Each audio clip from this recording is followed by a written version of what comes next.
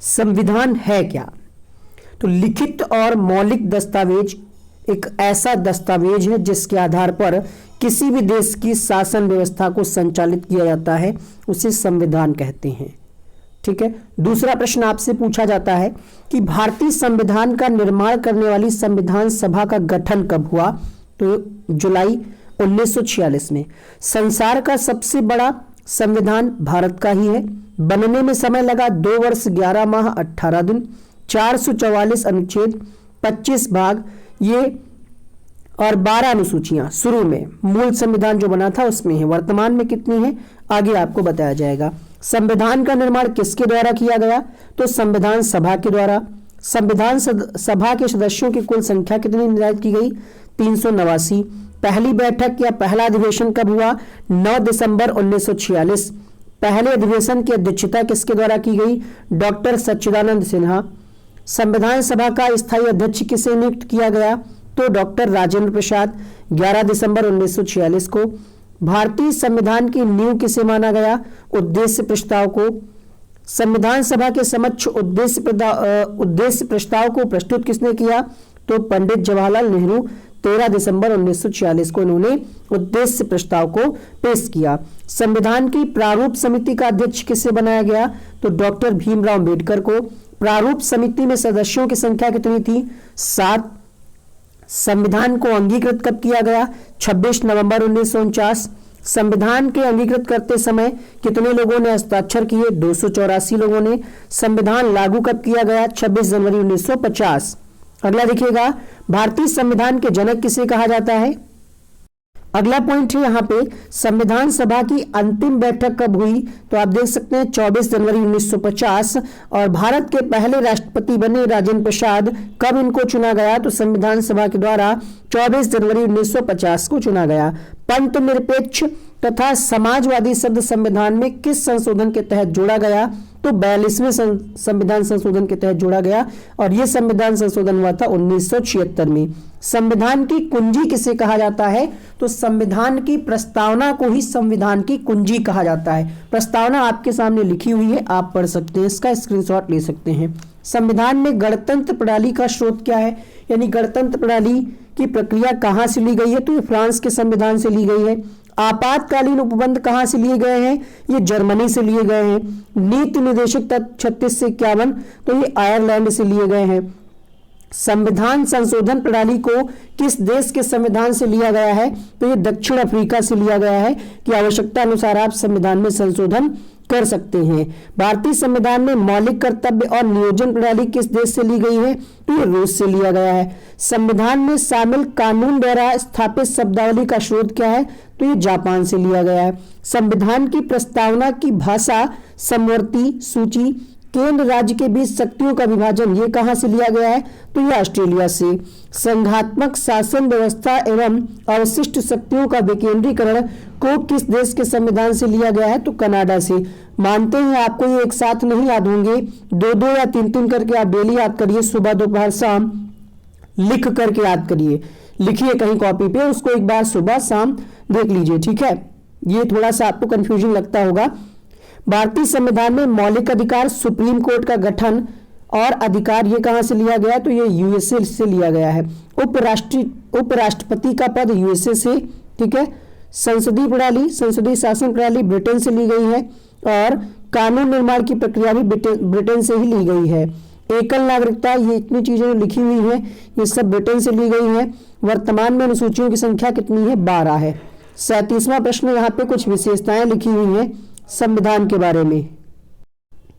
भारत का जो संविधान है ये विश्व का सबसे बड़ा संविधान है, ठीक है। नम्य और अनम्य का मिश्रण है, ठीक है। ना ही बहुत ज्यादा कठोर है, ना ही नम्य है, यही बात कही जा रही। कई संविधानों का समावेश है, लिखित है और लोक निर्मित संविधान है। एकात्मक और संघात्मक शासन का समन्वित रूप है। मौलिक अधिकारों को न्यायिक प्रकृति है। लोकतांत्रिक व्यवस्था है। स्वतंत्र और निष्पक्ष न्याय प्रणाली है। अब यहाँ पे हम क्वेश्चंस को शुरू करते हैं जो भी आपने पढ़ा है और कुछ आपको नए प्रश्न भी देखने को मिलेंगे। पहला प्रश्न आपके सामने है, संविधान सभा के अस्थायी अध्यक्ष कौन थे? क्वेश्चन नंबर 1 आपके सामने, 4 ऑप्शन है, 10 सेकंड का समय मिलेगा, मन में आप अपना आंसर काउंट करते चलिएगा। तो पहले प्रश्न का आंसर जाएगा डॉक्टर सच्चिदानंद सिन्हा। हमने छोटी सी आपको ट्रिक बताई है कि यहाँ पे देखिए थोड़ा सा बड़ा नाम है, डॉक्टर फिर सच्चिदानंद फिर सिन्हा, और यहाँ पे अस्थाई लिखते हैं तो 1 2 3 4 अक्षर हैं, लेकिन जब आप स्थाई लिखते हैं तो 3 अक्षर होते हैं और नाम भी थोड़ा सा छोटा हो जाता है ना। सच्चिदानंद बोलिए, राजेंद्र प्रसाद बोलिए, तो छोटा कौन सा है? स्थाई वाला। स्थाई शब्द भी छोटा है। यहाँ पे क्वेश्चन नंबर 2 आंसर जाएगा डॉक्टर राजेंद्र प्रसाद के साथ। भारतीय संविधान सभा की स्थापना की गई 10 जून 1946, 9 दिसंबर 1946, 26 नवंबर 1946 या फिर 26 दिसंबर 1949। तीसरा प्रश्न आपके सामने। तो स्थापना हुई 9 दिसंबर 1946 को पहली बैठक हुई। संविधान सभा में उद्देश्य प्रस्ताव निम्न में से किसके द्वारा प्रस्तुत किया गया? प्रश्न संख्या 4। क्वेश्चन नंबर 4 आपके सामने, और यहाँ पे प्रश्न संख्या 4 के लिए जो सही उत्तर है वो है पंडित जवाहरलाल नेहरू, अर्थात इसका ऑप्शन नंबर बी सही होगा। इनके द्वारा जो है उद्देश्य प्रस्ताव प्रस्तुत किया गया था। प्रश्न संख्या 5 देखें। भारतीय संविधान का निर्माण हुआ, तो भारतीय संविधान को बनने में 2 वर्ष 11 माह 18 दिन का समय लगा। ऑप्शन नंबर सी यहाँ पे सही होगा। संविधान सभा की संघ संविधान समिति का अध्यक्ष कौन था? संघ समिति का अध्यक्ष कौन था? छठे प्रश्न में आपसे पूछा जा रहा है। BR अम्बेडकर, JB कृपलानी, जवाहरलाल नेहरू या फिर AK अय्यर। क्वेश्चन नंबर 6 सही जवाब मिलेगा यहाँ पे पंडित जवाहरलाल नेहरू। संविधान सभा की प्रांतीय संविधान समिति का अध्यक्ष कौन था? प्रश्न संख्या 7। तो सरदार वल्लभ भाई पटेल ये प्रांतीय समिति के अध्यक्ष थे। आंसर होगा ऑप्शन नंबर डी। भारतीय संविधान सभा की प्रारूप समिति के अध्यक्ष कौन थे? क्वेश्चन नंबर 8 आपके सामने, तो doctor Bhimrao Ambedkar. Option number c यहां पे सही होगा। प्रारूप समिति में कुल कितने सदस्य थे? कुल सदस्यों की संख्या थी 7। ऑप्शन नंबर ए यहां पे सही होगा। भारतीय संविधान के निर्माण के समय संवैधानिक सलाहकार कौन थे? संवैधानिक सलाहकार क्वेश्चन नंबर 10 BN राव ये संवैधानिक सलाहकार के रूप में नियुक्त किए गए थे। तो प्रश्न संख्या 10 आंसर होगा ऑप्शन नंबर सी। भारत की संविधान सभा ने राष्ट्रीय ध्वज को सबसे पहले कब स्वीकार किया? 11वां प्रश्न आपके सामने। 22 जुलाई 1947 को राष्ट्रीय ध्वज को स्वीकार किया गया। पहला ऑप्शन सही होगा। संविधान निर्मात्री परिषद की झंडा समिति के अध्यक्ष कौन थे? झंडा समिति के अध्यक्ष थे JB कृपलानी। विकल्प सी यहां पे सही होगा। भारत का संविधान अंगीकृत हुआ कब हुआ? भारत का संविधान अंगीकृत हुआ। क्वेश्चन नंबर 13 आपके सामने, तो 26 नवंबर 1949। अंगीकृत होना, लागू होना दोनों अलग अलग बातें हैं। भारतीय संविधान को अपनाया गया संविधान सभा द्वारा, ब्रिटिश संसद द्वारा, गवर्नर जनरल द्वारा या फिर भारतीय संसद द्वारा। प्रश्न संख्या 14, तो संविधान सभा द्वारा सबसे पहले अपनाया गया संविधान को। पहला ऑप्शन सही होगा। भारतीय संविधान कब लागू किया गया? एक्स्ट्रा फैक्ट इसलिए नहीं बता रहे क्योंकि 50 क्वेश्चन है। हर क्वेश्चन आप में अपने आप में ही एक्स्ट्रा फैक्ट है, और इसीलिए शुरुआत के हमने जो 37 पॉइंट बताए हैं वो बहुत ही इंपॉर्टेंट है। इसी वीडियो से आपकी परीक्षा में 2 प्रश्न मिलेगा, चाहे आप यूपी टेट की तैयारी कर रहे हो, CTET की या फिर सुपर टेट की या फिर किसी भी ऐसे एग्जाम की जिसमें पॉलिटी से क्वेश्चन आते हैं। आंसर होगा यहाँ पे 26 जनवरी 1950।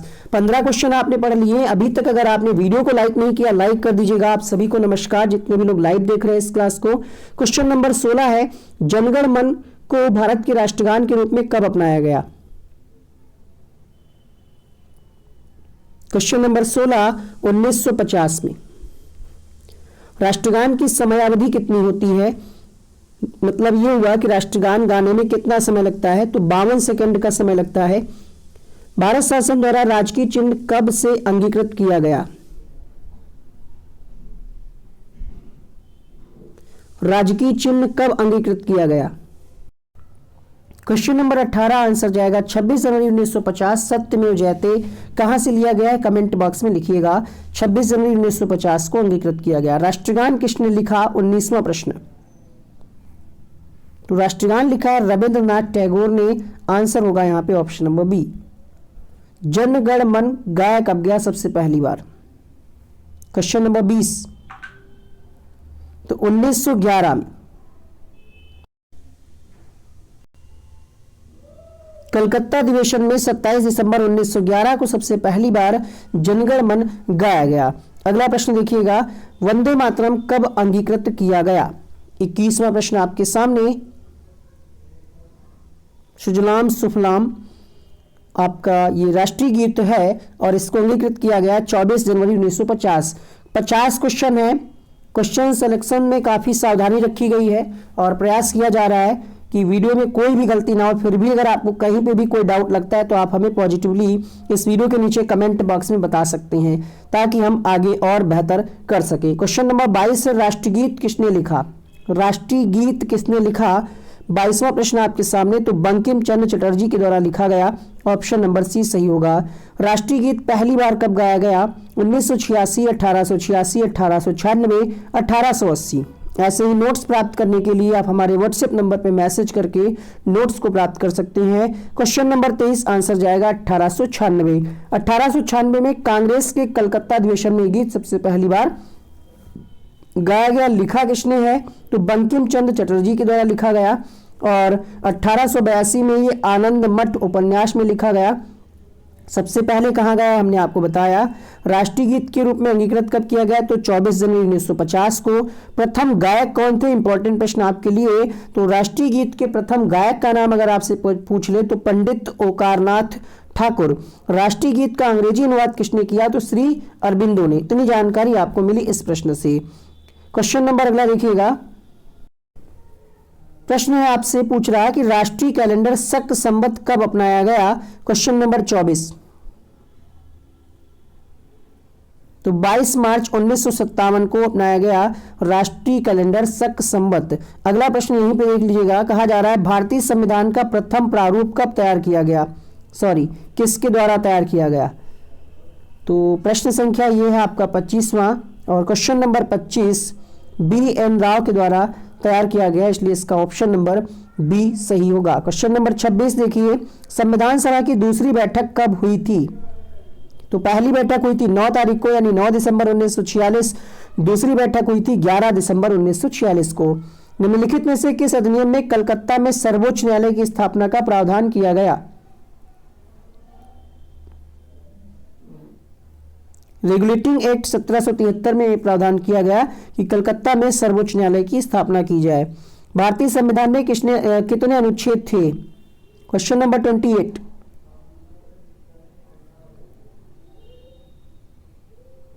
395 अनुच्छेद। अगला प्रश्न देखिएगा, भारतीय संविधान में कुल अनुसूचियां हैं? Question number 29। तो 12 अनुसूचियों की संख्या है। ऑप्शन नंबर सी सही होगा। भारतीय संविधान के कितने भाग हैं? तो 22 भाग और 12 अनुसूचियां हैं, ध्यान रखिएगा। मूल अधिकार कहां से लिए गए? ब्रिटेन, संयुक्त राज्य अमेरिका, कनाडा, ऑस्ट्रेलिया। मूल अधिकार जो है ये संयुक्त राज्य अमेरिका से लिए गए। 31 का ऑप्शन नंबर बी सही होगा। एकल नागरिकता और संसदीय शासन प्रणाली का प्रावधान लिया गया है। प्रश्न संख्या 32। तो एकल नागरिकता और संसदीय प्रणाली कहां से ली गई है? यह ली गई है ब्रिटेन के संविधान से। ऑप्शन नंबर सी सही होगा। आपातकालीन उपबंध लिया गया है। Question number 33। आपातकालीन उपबंध ये लिया गया है जर्मनी से। आंसर होगा पहला ऑप्शन आयरलैंड। चलिए अगला क्वेश्चन वही था, हम बताने वाले थे अभी। क्वेश्चन नंबर 34 आपके सामने, नीति निर्देशक तत्व कहां से लिए गए हैं? किस संविधान से लिए गए हैं? 36 से 51 की बात करते हैं हम आर्टिकल में। तो यहां पे क्वेश्चन नंबर 34 आंसर जाएगा आयरलैंड के साथ। संविधान संशोधन प्रणाली कहां से ली गई है? फ्रांस, रूस, जर्मनी, दक्षिण अफ्रीका। संविधान संशोधन प्रणाली ली गई है दक्षिण अफ्रीका से। डी ऑप्शन सही होगा। समवर्ती सूची भारतीय संविधान में जोड़ी गई है, मतलब कहां से ली गई है वही बात है। क्वेश्चन नंबर 36 आपके सामने, तो ये ऑस्ट्रेलिया से ली गई है। अगला प्रश्न देखिएगा, भारतीय संविधान में मौलिक कर्तव्य का विचार कहां से लिया गया है? क्वेश्चन नंबर 37 आपके सामने। तो मौलिक कर्तव्य लिए गए हैं रूस यानी पूर्व सोवियत संघ से। क्वेश्चन नंबर 38, गणतंत्र प्रणाली का प्रावधान भारतीय संविधान में जोड़ा गया है। ये फ्रांस के संविधान से लिया गया है गणतंत्र प्रणाली। अगला प्रश्न देखिए, संघात्मक शासन व्यवस्था एवं अवशिष्ट शक्तियों का केंद्रीकरण का प्रावधान ये कहां से लिया गया है? अभी अभी आपने जो हमने आपको 37 पॉइंट स्टार्टिंग में बताया थे उसी में चीज आपको बताई थी। क्वेश्चन नंबर 39 आपके सामने, ना याद हो तो आप देख लीजिए, उन चीजों को नोट जरूर कर लीजिएगा, यहीं से वो सारे प्रश्न बनाए गए हैं। क्वेश्चन नंबर 39 आपके सामने आंसर होगा कनाडा। क्वेश्चन नंबर 40 देखिएगा, विधि द्वारा स्थापित प्रक्रिया का प्रावधान ये किस देश के संविधान से संबंधित है? ज्यादा प्रश्न बड़ा नहीं लिखा गया, आपको समझ में आ जाए ऐसे प्रश्नों का निर्माण किया गया है। क्वेश्चन नंबर 40 आंसर जाएगा यहाँ पे जापान के साथ। विधि द्वारा स्थापित प्रक्रिया ये जापान से ली गई है। अब यहाँ से अगर प्रश्न स्टैंडर्ड बढ़ाएगा तो इस तरीके के भी प्रश्न अब पूछे जाने लगे हैं जहां पे आपको डीप जानकारी हो, मतलब 4-5 क्वेश्चन एक ही में मिक्स करके आपसे आपकी नॉलेज को परखा जाएगा। तो अभी भी आपने पढ़ा गणतंत्र प्रणाली, यहाँ पे जापान लिखा, ये फ्रांस से लिया गया है, तो विकल्प हो गया गलत। न्यायिक पुनर्विलोकन की अगर हम बात करें तो ये लिया गया है कहां से? यहाँ पे ब्रिटेन दिया है, जबकि ये अमेरिका से लिया गया है, तो पहला और तीसरा है गलत, बाकी सारे हैं सही। सुमेलित नहीं है, आपसे पूछ रहा था। अब आप सोच रहे हैं न्यायिक पुनर्विलोकन क्या है, न्यायिक पुनर्विलोकन क्या है? तो यहाँ पे आप इसके बारे में डिटेल से पढ़ सकते हैं, महान लोगों के द्वारा ये परिभाषा दी गई है। क्वेश्चन नंबर 42, यूएसए से लिया गया है कौन सा प्रावधान? यूएसए से क्या क्या लिया गया है? तो यूएसए से आपके मौलिक अधिकार और न्यायिक पुनरावलोकन लिया गया। अभी भी हमने आपको बताया न्यायिक पुनरावलोकन और मौलिक अधिकार United state of America, Britain से लिया गया प्रावधान नहीं है। क्वेश्चन नंबर 43, तो एकल नागरिकता ली गई है ब्रिटेन से, संसदीय प्रणाली भी ली गई, मौलिक अधिकार नहीं लिया गया, पहला ऑप्शन यहाँ पे सही होगा। लिखित संविधान का प्रारंभ किस देश से हुआ? क्वेश्चन नंबर 44, लिखित संविधान का प्रारंभ हुआ अमेरिका से, इसकी शुरुआत हुई। क्वेश्चन नंबर 45, कौन सा विकल्प सुमेलित नहीं है? गणतंत्र प्रणाली फ्रांस, ये सही है। मूल अधिकार फ्रांस, क्या ये सही नहीं है? बताइए। सुमेलित नहीं है पूछ रहा है। क्वेश्चन नंबर 45, गणतंत्र प्रणाली तो सही है। यहाँ पे मूल अधिकार, संविधान संशोधन प्रणाली, देखिए संविधान संशोधन प्रणाली क्या रूस से ली गई है? नहीं, तो तीसरा गलत हो गया यहाँ पे। और कौन सा गलत हो गया? माफी चाहेंगे, क्वेश्चन गलत है। क्वेश्चन नंबर 46 दिखेगा, राष्ट्रपति के कार्यकाल का प्रारंभ माना जाता है कब से? चुनाव के दिन से, पूर्व राष्ट्रपति के अवकाश से, शपथ ग्रहण के दिन से, नामांकन के दिन से। तो जब शपथ ग्रहण हो जाता है उसी दिन से कार्यकाल माना जाता है। तो 46 का ऑप्शन नंबर सी सही होगा। कोई धन विधेयक प्रस्तावित हो सकता है केवल राज्यसभा में, केवल लोकसभा में, एक साथ दोनों सदनों में, या फिर संयुक्त सत्र में? क्वेश्चन नंबर 47, तो केवल लोकसभा में, धन विधेयक केवल लोकसभा में ही प्रस्तावित किया जाता है। राज्य सरकार के मंत्रियों के वेतन भत्तों का निर्धारण किसके द्वारा किया जाता है? मुख्यमंत्री, राज्यपाल, मुख्य सचिव, राज्य विधानसभा द्वारा। क्वेश्चन नंबर 48, यहाँ पे सही जवाब होगा राज्य विधानसभा द्वारा। है आपके सामने 49वां प्रश्न में कहा जा रहा है कि भारत में कौन एकमात्र राज्य है जहां नागरिक संहिता यूनिफॉर्म सिविल कोड लागू है? मिजोरम, असम, गोवा, नागालैंड। तो यहां पे आंसर जाएगा किसके साथ? गोवा के साथ। ठीक है, गोवा एकमात्र ऐसा राज्य है जहां नागरिक संहिता यूनिफॉर्म सिविल कोड लागू। ये होता क्या है? इसका मतलब ये है कि देश में हर नागरिक के लिए एक समान कानून, मतलब ये है उस राज्य में कोई भी धर्म का व्यक्ति हो, सबके लिए कानून एक जैसा होगा, किसी भी प्रकार का कोई भेदभाव नहीं होगा। ये होता है। उच्चतम न्यायालय के न्यायाधीशों की संख्या की वृद्धि करने की शक्ति किसके पास है? प्रधानमंत्री, संसद, राष्ट्रपति या फिर विधि मंत्रालय? क्वेश्चन नंबर 50, न्यायाधीशों की संख्या बढ़ाने का पावर किसके पास है?